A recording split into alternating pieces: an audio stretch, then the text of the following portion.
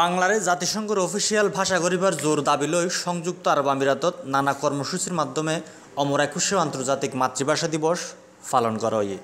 এ উপলক্ষে আবুধাবিস্থ বাংলাদেশ দূতাবাস মিলনায়তনত দূতাবাসের উদ্যোগে রাষ্ট্রদূত মোহাম্মদ ইমরানের সভাপতিত্বে ২১ ফেব্রুয়ারি শহীদ দিবস ও আন্তর্জাতিক মাতৃভাষা দিবস উপলক্ষে এক আলোচনা সভার আয়োজন করা হয়। মোহাম্মদ উসমান গনির পরিচালনায় অনুষ্ঠানত রাষ্ট্রপতি, প্রধানমন্ত্রী, পররাষ্ট্রমন্ত্রী, পররাষ্ট্র প্রতিমন্ত্রীর দেয়া বাণী পাঠ করিও নাই।